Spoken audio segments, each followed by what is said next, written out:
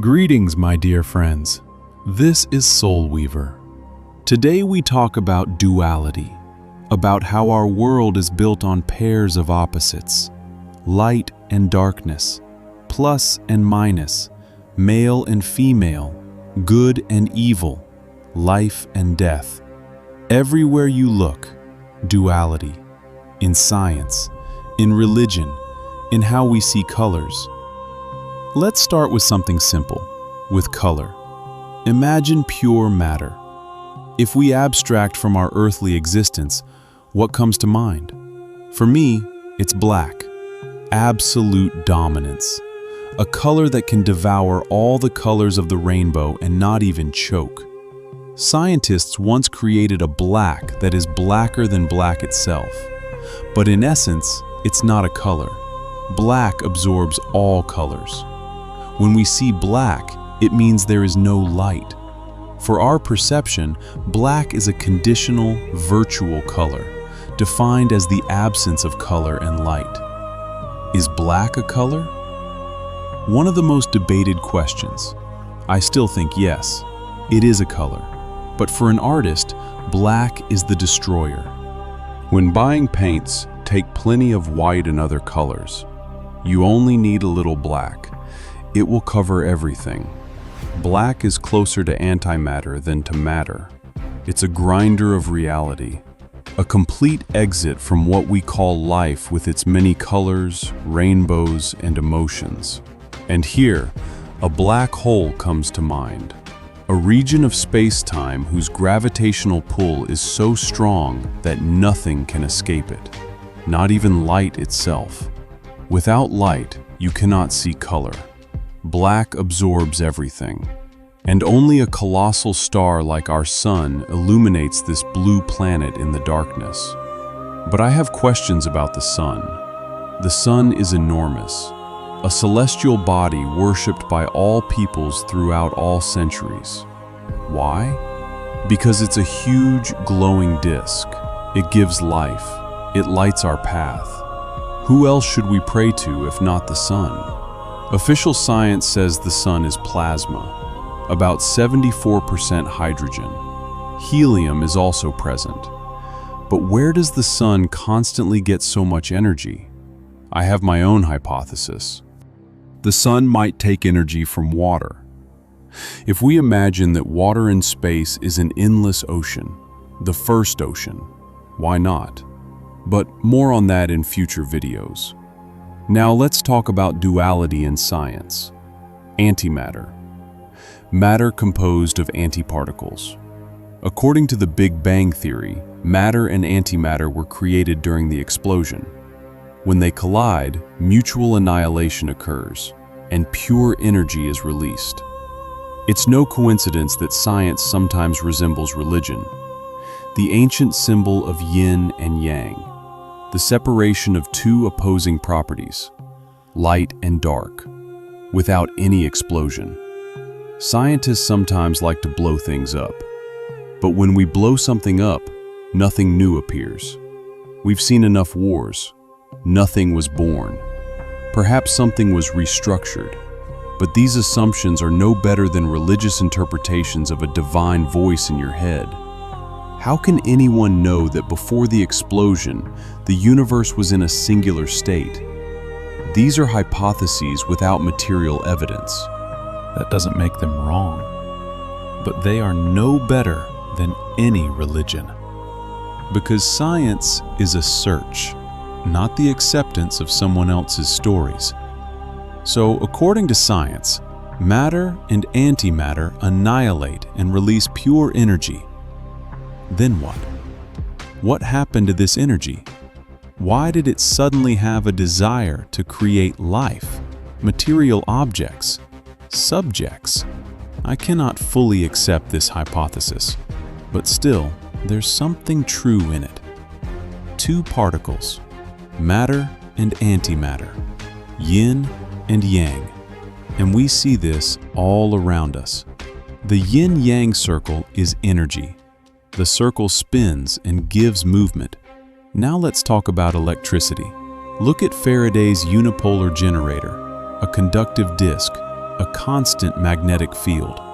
Two current collectors, one on the axis, one at the edge.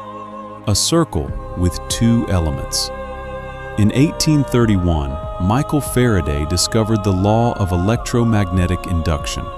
He built a device that converts mechanical energy into electrical energy. Mechanics organized pure energy, electricity.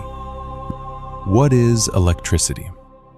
A set of phenomena caused by the existence, interaction, and movement of electric charges. Did you understand that? Neither did I. It's just unclear where these charges came from, and doesn't it seem connected to some kind of ether? When two objects rub together, electricity appears. But why? Where from? The definition says, by the existence of electric charges.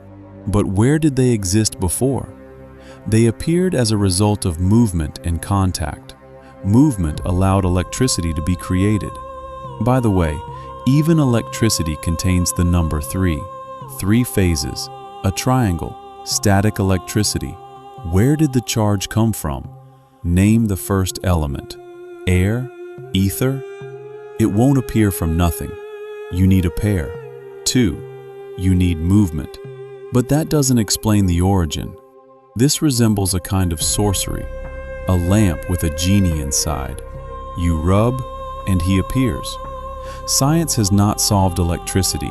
It just gave a definition, that's all. If we accept the hypothesis of an ether, then we can propose that the movement of matter activates a certain element, like fire.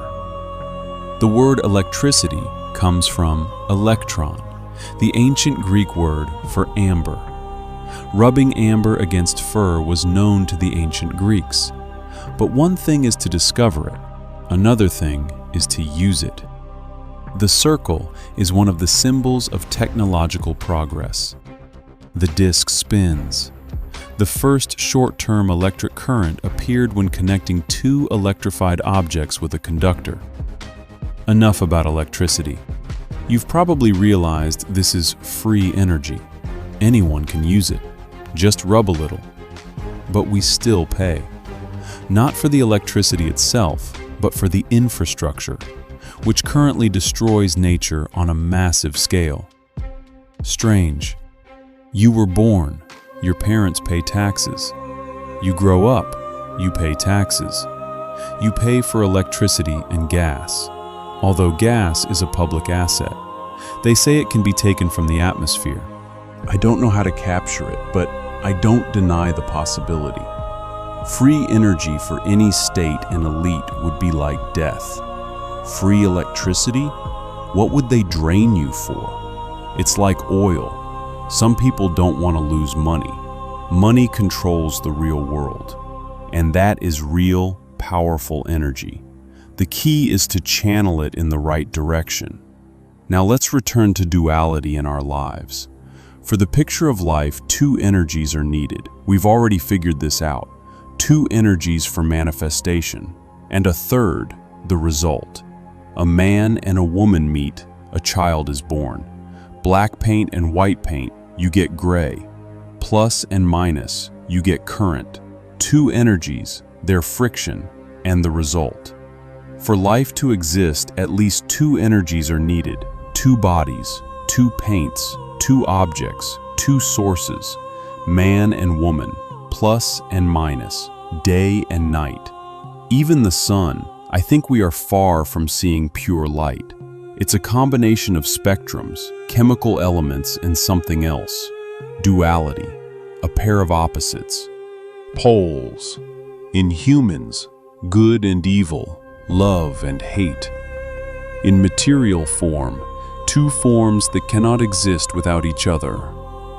I like the image of scales, 2 points on opposite sides, a lever, a middle, a center. That's 3. The scales represent something powerful, a God who has the right to weigh. Perhaps your soul. 2 turns into 3. Same with electricity, plus and minus. And at the output, whatever you want. You can charge a scooter, power a light bulb, Thanks to electricity, humanity has developed to colossal scales. The world is dual, friends. Everywhere there is a pair. Everywhere there are opposites. But it is their interaction that gives birth to life, energy, and movement.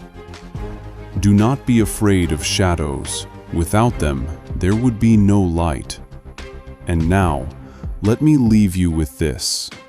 Do you feel it?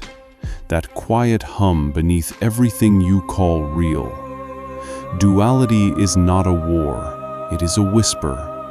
Two forces, not fighting, but dancing. Light does not destroy shadow, it defines it. Shadow does not hate light, it waits for it. You are the same, the part of you that rises and the part that falls, the voice that speaks and the silence that listens, the thread and the loom. You are both, and somewhere in between, in the space where opposites touch, your soul is being woven, not into something perfect, but into something true. So do not choose a side. Learn to hold both, because without the dark, you would never learn to see the stars. This is SoulWeaver. If any of this found a home inside you, subscribe. Stay. We are just beginning. Until next time, dream, question, and remember, no one really knows, but it's beautiful to think about.